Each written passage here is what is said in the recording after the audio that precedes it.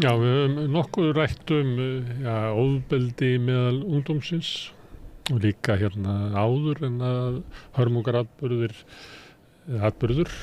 menningarnætur varð, að þá höfum við rætt svona vanlíðan unglinga og svolítið svona hvað að verða drengin okkar og eitthvað hlera og ég rakst á þráinu Farisveit á kaffihúsi eftir að þú hafði skrifað inn á Facebook svona ofbeldi í gamla daga og það verður að koma hingað. Þú ert framkvæmdastjóri Verndar þar sem að í gegn hjá þér fer mikið að fyrrum vandræðadrengjum, vandræðaunglingum. Já. Þú búin að vera að vinna í þessu meira og minna alla þína tíð. Já, það er passað. Jaðarhópum, eða hvað myndur kalla þetta? Jú, jaðarhópar. Já. Það má auðvitað sjá það skýrt í tölum sem ég held utanum og safna í gegnum spurningar sem ég legg fyrir þá sem koma í gegnum mér að það er klárt að það er helmingur allara sem koma í gegn sem klára ekki grunnskóla og 30% fara í framhaldsskóla og ljúka honum ekki, hætta dropp út. Hinn hópurinn hefur einhvers konar háskólastig eða einhverja menntun aðra. Þannig að svona saga þessara drengja auðvitað þessi þegar maður talar við þá auðvitað það var meira og minna verið að sparka í þá frá því byrjuðu í skóla. Þeir fundu sig aldrei inn í skólanum og voru svona áttu erfitt fyrir og leið illa. Það kemur líka fram að líðan þeirra í skóla, grunnskóla var yfirleitt slæm. Og í því ljósi í svona þessara umræðu sem við skapast þetta ofbeldi sem að virðist kannski það er ekkert nýtt. Það er í rauninni að verða alltaf grófara og grófara. Og við erum að sjá... Þú ert vissu það? Já, það er að versna? Já, það er að versna. Þetta er ekki bara það vissu að sjá það öðruvísi, meta það öðruvísi.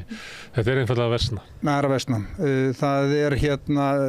Það er bæði vopnaburður og notkun þeirra vopna. Við erum að sjá notkun jafnvel vopna eins og byssur. Hótanir og ógnanir, jafnvel þeim hefur verið beitt og hnífstungur þar sem alvarlegar afleiðingar hafa átt sér svona för með sér að við sjáum ekki alltaf í endan á þessu þó að ekki hafi hlotið spani af í öllum tilvikum, þó hefur það samt sem áður átt sér stað. Það má telja upp til dæmis manndrápnir á Austurvelli, Fjarðarkaupsmálið og svo þetta hræðilega mál sem að núna tengist ljósanótt og viðburðar sem haldin á vegum borgarinnar. Þannig að við erum að tala ofbeldi á meðal bara barnungra unglinga. Já. Við erum ekki að tala aukið ofbeldi í skipulagðri glæpastarfsemi þroskaðra glæpamanna. Nei. Þannig að við tökum það bara til hliðar. Já, auðvitað höfum við séð breytingar á því líka og líka það að menn upplifa svona meiri ógn í því sambandi en við verðum ég allan verð var við það að það er meiri svona óvægin staða þeirra sem eru jaðarsettir. Þeir eru svona einhvern veginn bremsulausar. Það er ekki þannig að menn hafi ekki borið á sig vopn síðustu áratugi og þó er ég að fullyrða það. En á þessum tíma sem að til dæmis menn gengu alltaf með vasanýf í vasanum, það er auðvitað bara vopn, þrátt fyrir átök og annað, þá var þeim aldrei beitt. Dálka, já, það er bara, hefði verið þetta beita með, það notuðu menn nefana. Þannig að það er orðin eitthvað líka breyting á hátterni og viðhorfum þeirra sem eru að beita þessu ofbeldi til þess hvernig þeir sjá það hvaða afleiðingar munu hljótast af því. Ég pröfaði að segja í gær að því vorum að ræða þetta bara svona í vettvangi dagsins sem við köllum þess að við ræða bara ástand í samfélaginu og fréttir vikunar. Þá pröfaði ég að halda því fram að það væri svona ákveðin blekking í samfélaginu sem væri þannig að út frá rannsóknum rannsóknar og greiningar sem að sýnir svona minni áfengisneyslu og minni fíkniefnaneyslu og minni, veit ég hvað kallað áhættuhegðun, svona heilt yfir og almennt að þá verður litið á þessu mikinn árangur í samfélaginu. En þegar þessar tölur verður skoðaðar að þá kemur í ljós að sá hópur sem að væri í mikilli neyslu eða augljóslega á jaðrinum að hann hefur ekkert skánað. Þú veist, fókusin hjá okkur væri eiginlega að draga úr neyslu í þessu tilfelli, því rannsóknargreiningar svo mikill fókus á það, venjulegu krakkana, góðu krakkana, en í sjálfsins sem að var aldrei neitt sérstætt vandamál, sko. Vandamálið liggur í þeim sem að eru, sko, á jaðrinum, í mikilli neyslu og sá hópur hefur, liggur með að segja, sko, anskotan ekkert mingað. Þannig að kannski erum við ekki til að góð í því að eiga við hann sem við ættum að vera með aðalfókusin á, en við erum alltaf með fókusin á, sko, góðu krókun. Já, þegar ég tek alveg undir þetta og ég bendi ofta á það að, sko, svona heilt yfir þá ungt fólk að gera góða hluti og sjáum minna áfengisneyslu til að mynda innan hjá okkar raðaðina SOA, þá sjáum við færri ungi sem komi meðferð og svona. Þannig að það auðvitað breyting á í þessu og mér finnst svona oftar þetta upplifa það að ungt fólk sé svona heilbrigðara, það svona gefur meir af sér, það faðmast, það er svona öðru sjöldur það sem kannski ég átti og upplifði á mínum árum. Það er ekki eins speglað og okkar kynsluðis? Nei, ekki svona tilfinningarlega skakt, sko, þannig að það er rosalega gaman að umgangast ungt fólk og þannig að því sé haldið til haga, en kannski vegna þess að það er bara svo leiðilegt að umgangast gamla fólki, okkur finnst það. Já, það getur bara vel verið. En hópurinn þessara, sko, ég segi stundum, ég hitti fyrir, sko, afa, pappa, son sem búin að fara, þú veist, þannig að kannski liggur þetta í þessum jaðarhópum þannig, ekki kannski heldur, það virðist augljóslega vera þannig að við erum að sjá hóp sem að í rauninni jaðarsettur, hann býr við jaðarsetningu og kynslóðir hafa einhvern veginn náð að vera svona jaðarsett, í mikilli neyslu, bæði einstaklingi sem með rætt og líka foreldrar og þannig að baklandið er mjög brotið og það virðist vera bara mjög erfitt að ná til þessara hópa og það er meira skjól í rauninni velferðarkerfinu í dag heldur en var áður, það er minni neyð, ég verð minna var við það til dæmis að menn séu búin að fara í meðferð, kannski undir 30-35 ára að verða fertugir og eru með mjög brotið bakland og mikla sögu, mikla neyslu vímuefna, með mikið vímuefna vanda þegar aldrei farið í meðferð. Þannig að baklandi og tryggingin í því að hafa jafnvel húsnæði eða fjármagn til þess að viðhalda þessari stöðu sinni er svona einhvern veginn partur af því að það kemur aldrei einhvers konar krafa á það að þú takir þátt í einhvers svona eða meðferða inngripi jafnvel. Þannig að þetta er sístækkandi hópur sem að verðist vera einhvern veginn þarna startur. Í mikilli neyslu lengur. Já, lengur. Rekst síður á vegg. Já, alveg klárlega. Þannig að það kemur seint að einhver segir við að þetta er bara ekki við hæfi. Já, eða ég vil ekki, bara alls ekki. Kemur bara ekki. Nei, og þannig að en þetta með að því að þú er búin að fylgjast með þessu svo lengi, hvernig bregðust við hópnum sem að kannski í seinustu árum grunnskólans og þegar að fara að nálgast framhaldsskóla aldurinn, bara á kynþroska aldrinum, að þá vitum við það að þeir sem að svona eru jaðarsettar einhverjum ástæðum, getur verið krakkar sem eru ykkur neyslu og þá eru líklega í neyslum út af því að þau eru að taka inn efnið til þess að slökkva einhverja skömm eða einhverja kvöl en það er líka fólk sem er kannski bara einhvern veginn eftir á eða fólk sem eru orðið í einelti og það verða til í öllum svona skólum svona einhver hliðarveröld þar sem að þú getur fengið viðurkenningu sem þú færir bara alls ekki að því að stóra meginströms hópurinn hann er svo miskunnarlaus að þú verður að fitta inn til þess að fá hana með. Heldur að við séum síður góð eða höfum við bara aldrei verið sérlega góð við að fást við þá sem er í vanda? Ég held að þetta vera fókusin okkar. Já, ég held sko að þetta hafi nú skánað eitthvað en samt svona heilt yfir litið þá eigum við langt í land með það að reyna að fanga áhuga þeirra sem við erum að ræða Það er að segja að þú passir ekki inn í að allir eiga að kunna dönsku, allir eiga geta skrifað ensku eða starffræði eða réttritun. Það bara við vitum það í dag að svo bara að vera klæddur í réttu merkin. Já, nákvæmlega. Heilt krakka tala þetta. Það sé rosalegur félagslegur þrýstingur á því að bara vera með í öllu og en það auðvitað þannig að þegar þú ert í skólanum og finnur að þú tilir ekki eins og kemur fram í lestravanda og öðru þá ertu ansi fljótur að spyrna þig frá og þá fer það að sýna auðvitað hvar þú ert stattur til þess að halda einhverjum status. Hvernig gera þeir það þessi strákar? Jú, þeir sýna það með því að fara út í einhver töffaraskap, snúa sig út úr og í því auðvitað þessu tengd, eins og að segja, vanlíðanin kallar á það að slökkva og þá fara strákarnir að nota og eru kannski komnir úr þeirra umhverfi sem og það kemur auðvitað ef maður skoðar gögnin sem ég hef að það eru flestir þessara stráka eru auðvitað með upplifun að þeir séu með ADHD eða ofvirkni eða eitthvað slíkt þannig að þetta svona harmonur allt saman en einhvern veginn hefur skólakerfið ekki einhvern veginn tekist að kveikja áhuga þeirra. Þeir hafa allt annan áhuga heldur en að læra dönsku. Þannig að það viðfangsefnið. Og við ættum að vita að við með margra áratuga reynslu á því að það ekki hægt að tróða dönsku í þess að það ekki. Já, nákvæmlega. Það alveg nákvæmlega þannig. Það má alveg bara segja. Það fullreynt. Já, alveg fullreynt sko. Herðu, en þú skrifar á Facebook og þá varst að rifja upp ofbeldi í gamla daga, eins og sagt er. Og því miður þá var æska þín orðin gamla dagar. Og þá varst að tala 13. í Hafnarfirði sem var náttúrulega ég held að var ekki bara löggan kveið þessu eða bara loka þessu inni þegar þetta skall á? Jú, það er alveg klárt að svona ef ég horfa í baksýnisspegilinn sko, þó að á þessum tímum hafi auðvitað verið að tala alls konar svona hálfskemmtun í því ljósi og eins og var þetta að sjá sko á kommentum þá fannst fólki þetta kannski gaman.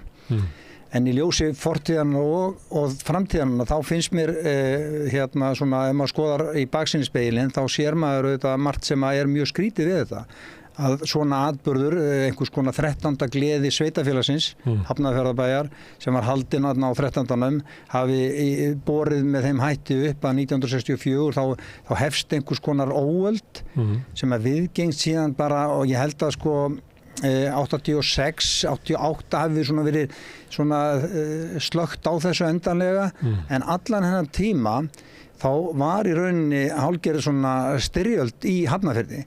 Menn gengu þar og brutu alla glugga, bjuggu til sprengjur, molotov-koktela, gas og súr, voru að skrúa saman fittings. Varst þú í þessu?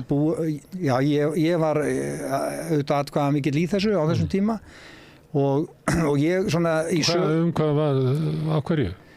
Ég sko, það var kannski vegna þess að ég tilheyrði þessum hópi Ég meina, er þetta uppreisn eða hvað er þetta? Já, sko, ég tilheyrði Þið hafa kveikt í bílum og svona? Já, bátum og alls konar, sko. Ég tilheyrði kannski þeim hópi þar sem að skólinn greip mig ekki og var sýnt og heilat einhvern veginn settur svona út á kantinn og fór ekki þetta mainstream, sko.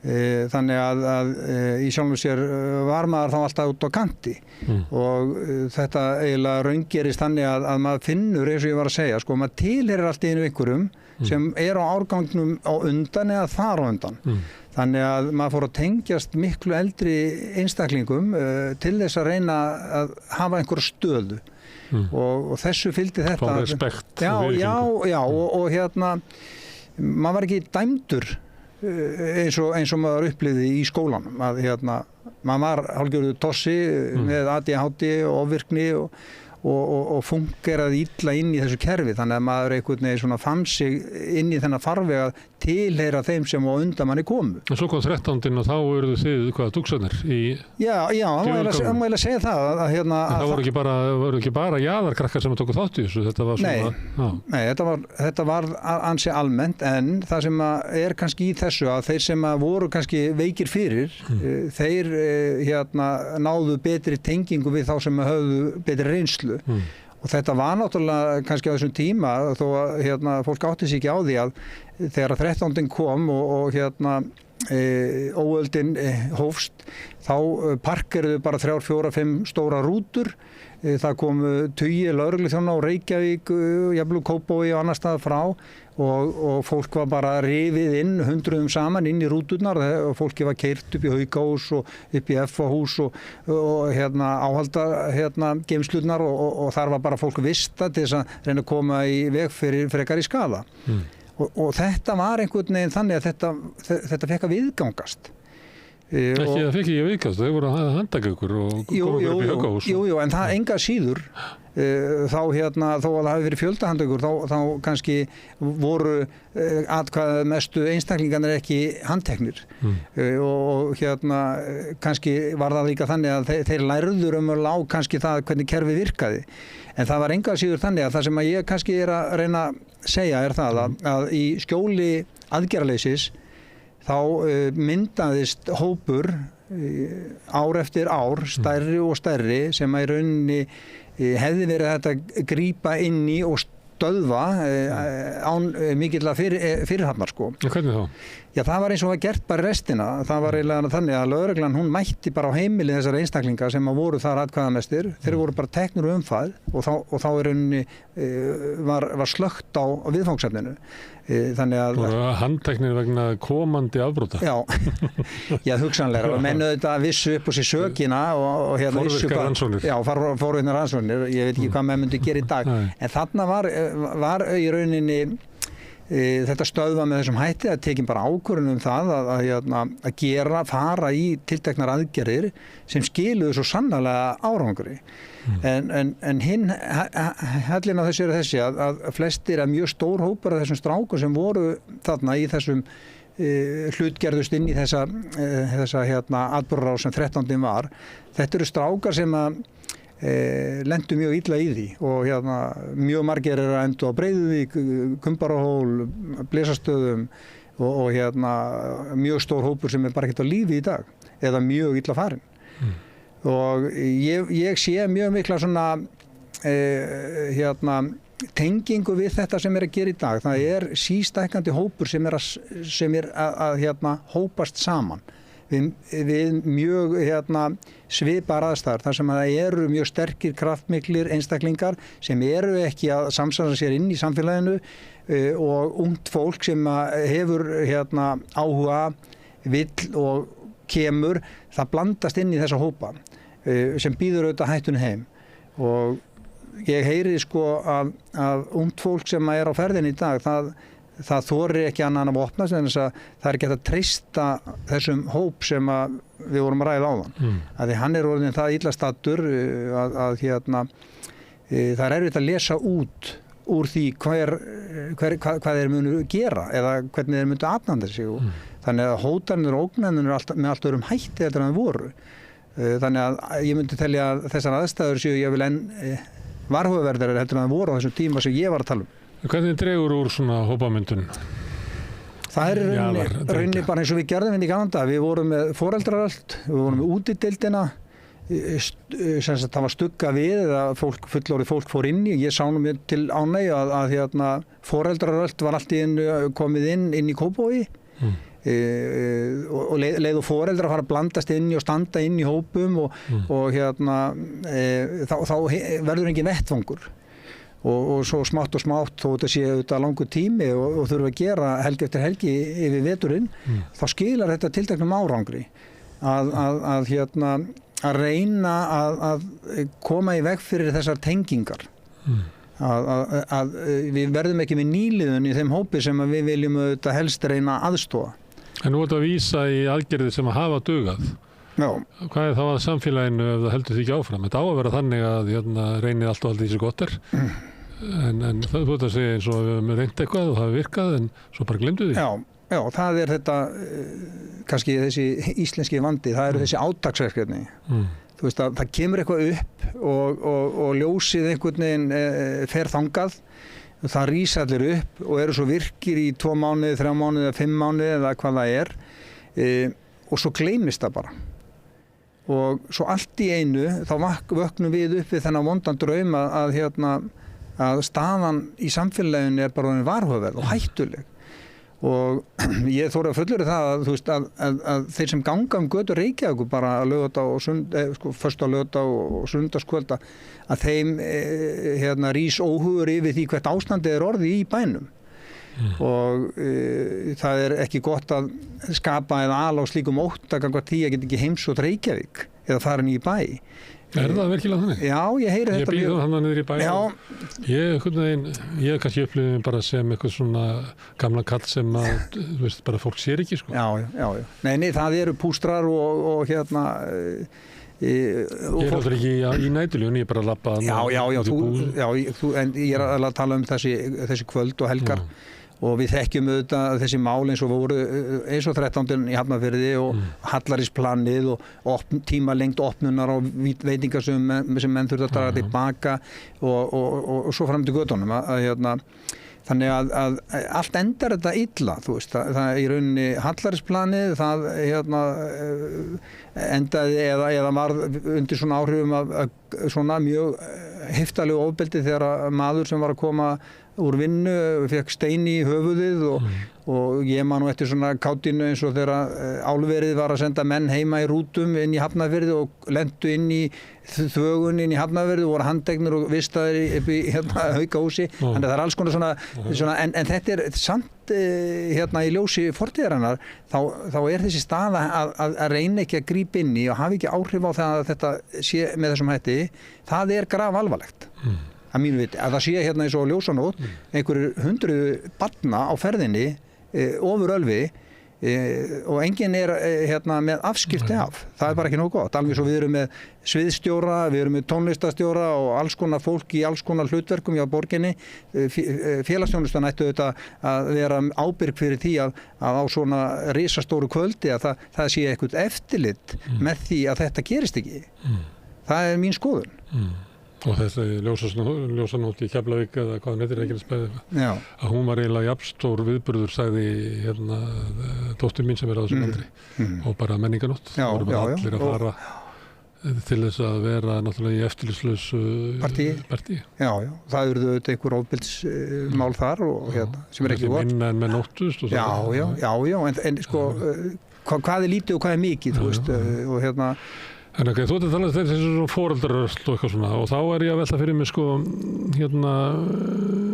eitthvað getið sagt býtu, ég meina ég bý og borga útsvar og það var að vera öryggi út á götunum fyrir barnið mitt að fara og hvað á ég að fara að standa í því að vera í einhverju bæjaröldi þriðju hverju helgi. Og svo segir sveitafélagið eitthvað og svo segir ríkið eitthvað og svo segir löggan eitthvað og er þetta eitthvað þannig að sé...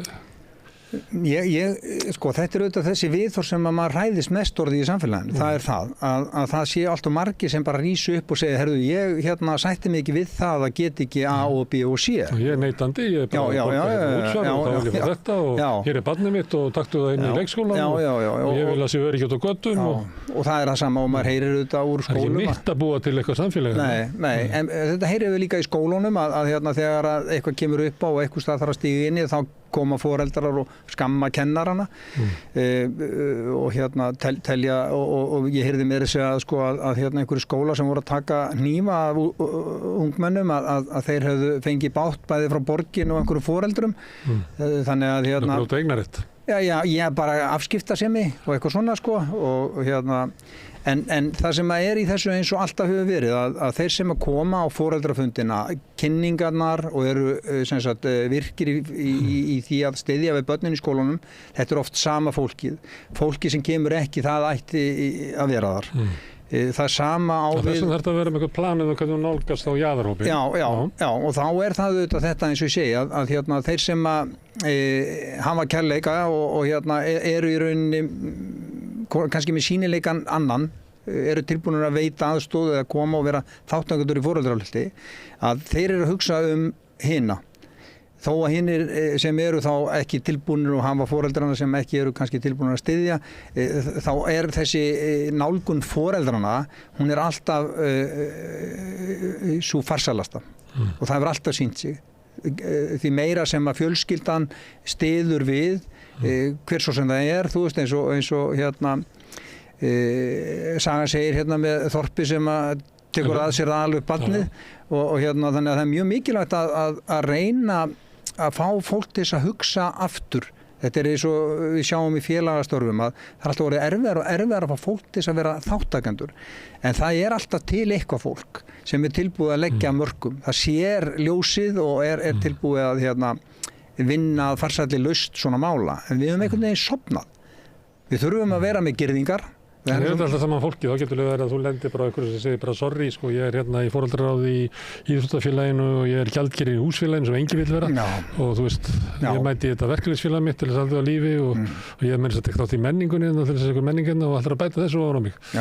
Jú, en þegar ég var í þessu... Þá þarf að vera eitthvað svona vakning í samfélaginu. Já, algjörlega, en þegar ég var í þessu sínum tíma, þegar við vorum hérna í útideildinni og hérna og svo foreldraröldi, þá voru þetta kannski 3, 4, 5, 6 foreldrar, ekkert meira. Sem bara út uppi. Já, en voru tilbúin og þetta hafði svo sannarlega áhrif og svo vorum við auðvitað með Valdimar í stöðum unglingadrykkjuna þegar hún fór alveg koll og einhvers staðar höfum við sofnað þar líka því að menn sjá einhvern vísir að því að það sé fara einhvern veginn úr böndunum.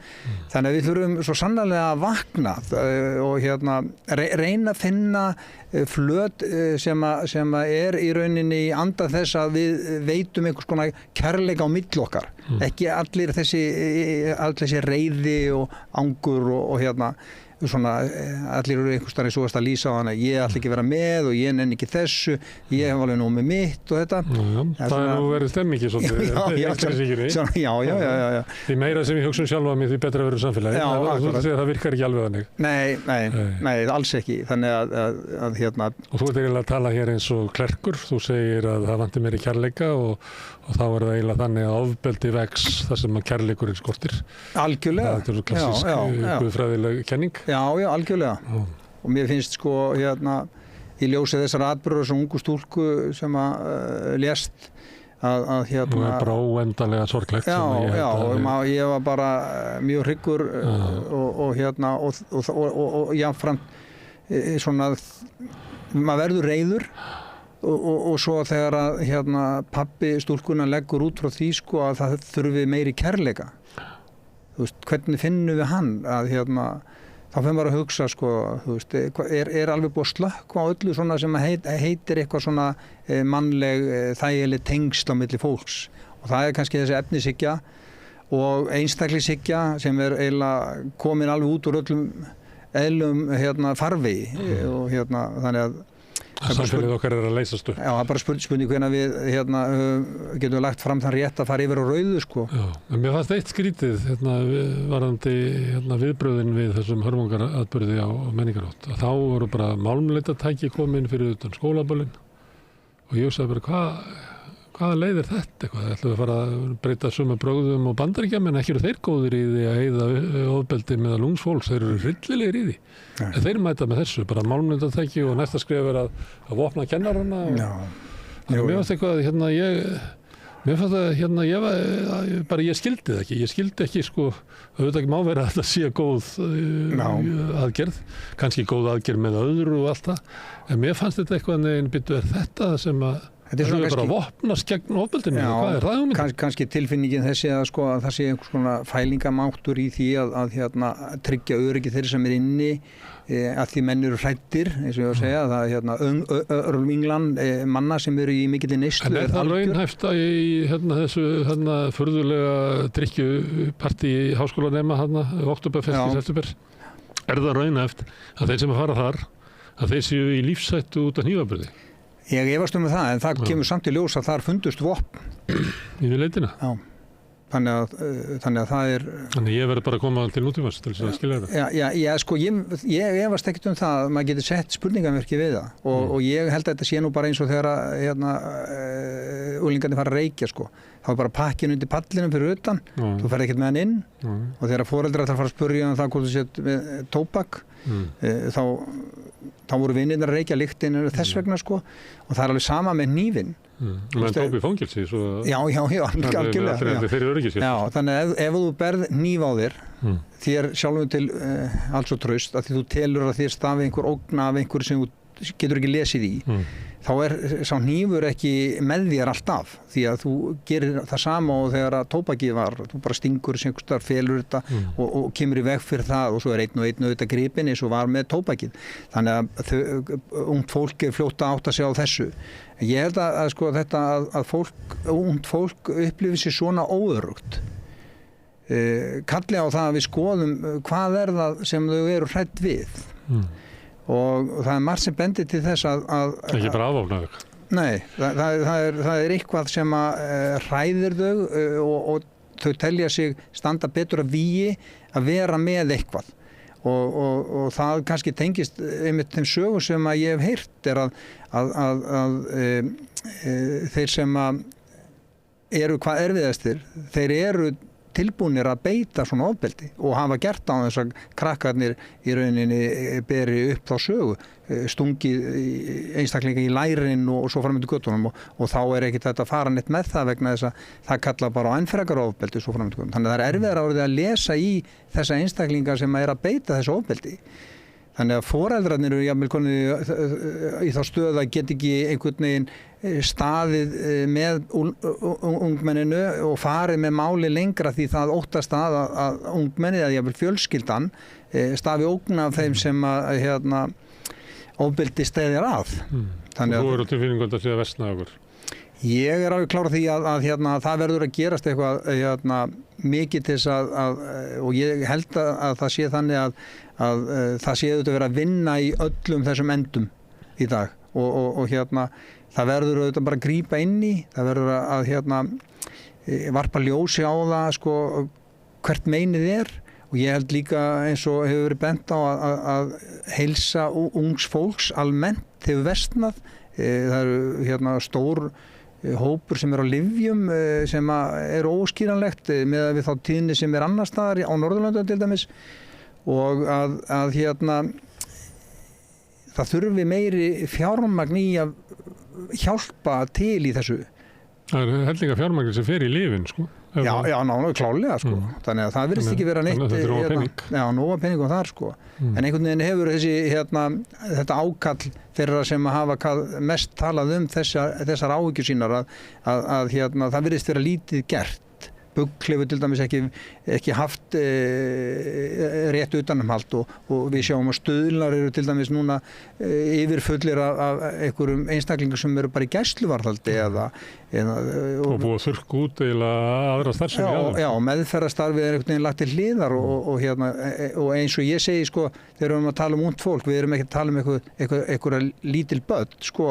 Þannig að einstaklingur sem 17 ára, hann getur verið sko, í ljósi stærðar sinnar og krafts, jafnvel meira ókveikjandi heldur en sá sem hefur verið kallaði Lalli hnífur eða eitthvað í 30 ár sko. Þannig að þetta er orðið svolítið svona skrítið að eiga við og þannig að það þarf einhvern veginn að sjá þetta í þessu ljósi að líka það, eins og ég var að segja á hann, að það þarf einhver að bera ábyrgð á því hvernig staðan er. Þetta er ekki eðlilegt. Það er ekkert eðlilegt við þetta. Það er ekkert eðlilegt við það að ljósanótt eða í túninu heima eða ljósanótt eða menninganótt minna ég að það séu þróist út í ykkur og svona. Já, nákvæmlega. Ég hugsaði það þegar ég bý nú við Hverfisgötuna og þá var búið að stilla upp sviði og þá var DJ Margir sem er bara fínn diskotekar inni en ég bara var alltaf við ákveður þetta komið út á göt og menninganótt sko.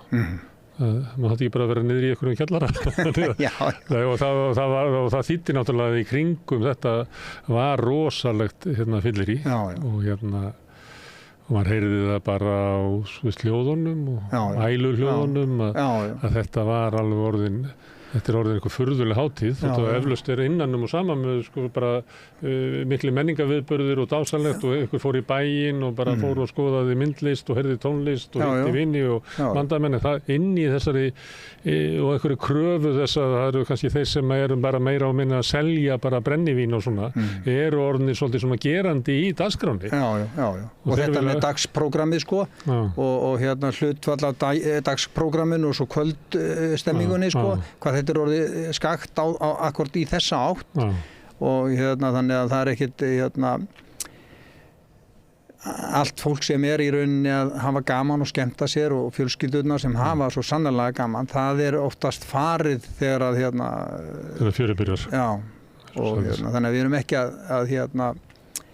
passa upp á það að fjölskyldan fá ekki nóg, heldur það er að hinir get ekki stoppað sko. Þannig að það er og Oktoberfest las ég að það er mikið verið að kvarta út af ólátum og bara háa og færa þetta nær háskólanum þetta er ykkur tjaldi og sem er í Skólavörðuholtinu sem snýr að þessu þetta er náttúrulega bara þetta liggur við að þetta sko hreyfir úðurnar hljóðmengun og háaði en það er einhvern veginn, það má hvergi segja nei orðið í þetta, eins og ég sagði þarna með rauðaljósi sko, það er bara spurning hvenær maður getur kert það sko að fá ekki farið yfir á rauðu sko. Þetta er einhvern veginn virkar svona, þetta er sama með unga fólki sko, við vitum það að hegningarlögin eru auðvitað þannig uppsett að það eru almenn og sérstök varnaðaráð við refsinga sem fylgja tilteknum svona sjónarmiðum og markmiðum og ég er alveg klár á því að þetta veit engin ungur maður eða kona í dag, þú veist að það er ekki línulegri dagskrá, þá velur allt efni sem það sér, þannig að upplýsingarnar um það hvað er jafnvel að gerast. Ég er ekki viss alls upplýstir það, en það var eitt sem benti mér á það að í sambandi við þetta mál sem gerðist á Menningarnótt, þetta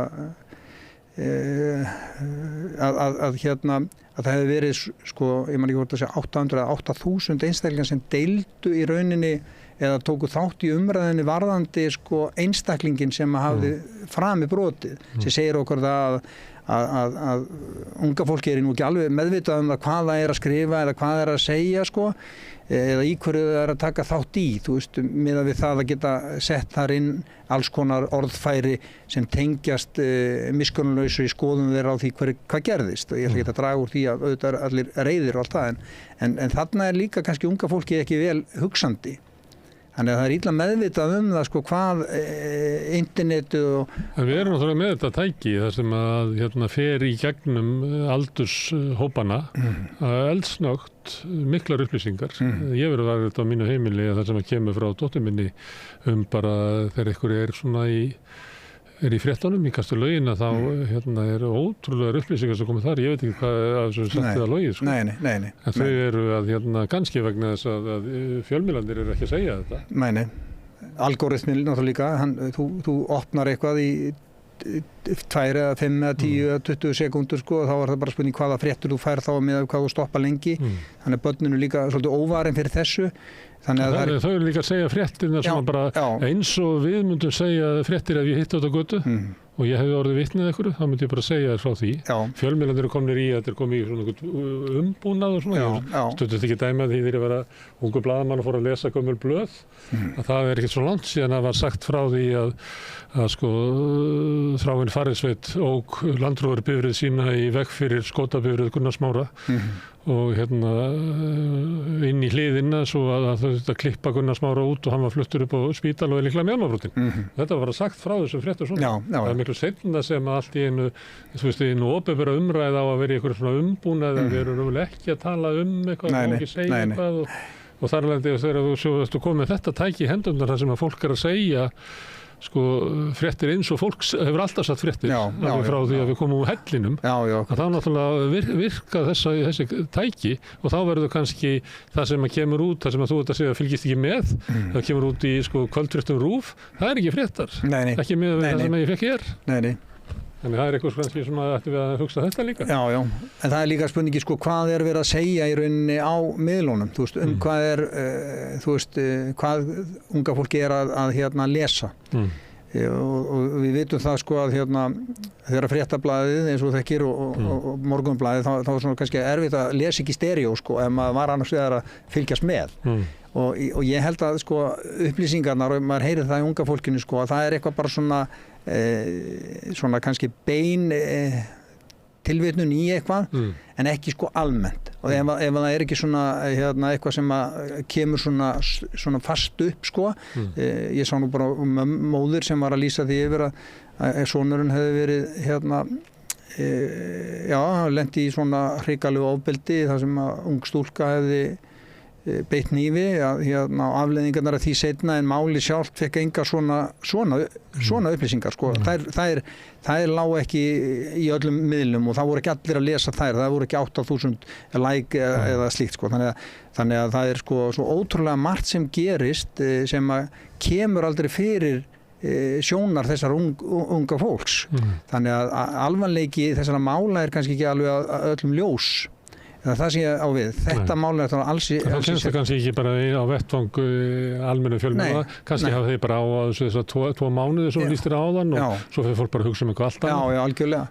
En það er náttúrulega við samfélagið sem þarf að vera vakandi og ekki í átökum, auðvitað er alltaf átök góð og samanber krabbameinsfélaginu þegar að kemur með sölu argumentin við því að þú styðir við þá og svo framtíð auðvitað er þetta átök sem en svona það sem við erum að tala almennt að halda upp í þessum óljósu gerðingum varðandi það hvað er rétt og hvað er ránt og svart og hvítt og svona það þarf að vera miklu skýrari sjónarmið á því hvernig við gerum þessa hluti til frambúðar að þýðir ekki sko eins og ég var að segja áðan að slaka bara svona á og þú lýstir því vel á að bróðurparturinn á ungu fólki er á góðum stað sko en það er margt sem hillir undir það að þetta geti bara farið mjög illa á meðan önnur Evrópulönd að horfa hinga varðandi þessi mál og hvernig okkur hefur tekist í forvarnamálum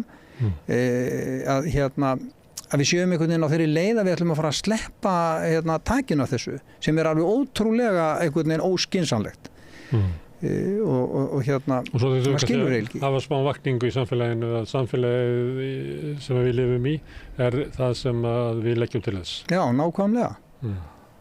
Meiri kærleika. Þráinn, kæra þakki fyrir það. Já, takk svo. Við ætlum að láta þetta vera lokin hjá okkur í Rauðaborði í kvöld. Ég þakka Þráni og öllum gestum sem hingað komið, Birni Þorláks fyrir að taka viðtöl hérna með mér og Þráni og Laufeyju fyrir Pétri og Laufeyju fyrir að taka upp og senda út og ykkur fyrir að hlusta og breyta þessu samtali okkar í fjölmiðlun. Ég minni ofta á það að þið hjálpið okkur að byggja upp dreifikerfið með bara að segja vinum og vandamönnum frá efni sem ykkur líkar. Ég er ekki að byggja ykkur að segja frá efni sem ykkur finnst ómerkilegt eða þið viljið ekki benda neinum á. En endilega ef þið sjáu eitthvað hér sem er áhugavert bendið vinum og vandamönnum á að það má sækja efnið á samstöðuna á Facebook, á YouTube með síður merktar samstöðunni. Við erum í öllum hlaðarsveitum, bæði sem samstöðun og einstakir þættir. Við erum í útvarpinu á Stórhöfuðborgarsvæðinu 89,1 á FM og það má sækja þar útvarpssendingar á spilarann, spilari.is á netinu og spilarinn er líka app sem má hlaðinur í síman og hlusta á samstöðuna og allar íslensk útastöðu hvað sem er í heiminum. Við erum komin í sjónvarpið til þeirra sem eru svo heppin að skipta við síman. Þar eru númer 5 á fjarstýringunni, kannski, ef þið vill, ég veit ekki, munu önnur fjarskiptafyrirtæki bjóða sínu viðskiptunum líka upp á efni frá samstöðunni 24 tíma sólarhring, 7 vikunar, allan ársins hring, samfélagsumræðu við þetta Rauða borð og í öðrum þáttum samstöðunnar. Samstöðin hefur verið byggð upp á framlagi áhorfenda og áheyrenda sem hafa lagt samstöðinni lið með að gerast áskrifundur. Það kostar 2.500 krónur. Þið getur farið inn á samstöðin.is, það er hnappur sem ástendur áskrift og skráðu ykkur fyrir. Þið megi borga meira þið viljað og þið sem að kjósið getur látið áskriftina renna sem félagsgjöldin í Alþýðufélagið og það er Alþýðufélagið sem á og rekur samstöðin. Allt sem þið sjáu þér og heyrið er í búið áskrifinda og við þökkum kærlega fyrir. En þetta er búið hjá okkur í kvöld. Ég verð hérna aftur annað kvöld með Rauðaborði klukkan 8 en þangað til segi ég bara góða nótt. Segðu það á Samstöðinni. Samstöðin er í eigu hlustenda, áhorfenda og lesenda. Sláist í hópinn og gerist áskrifendur.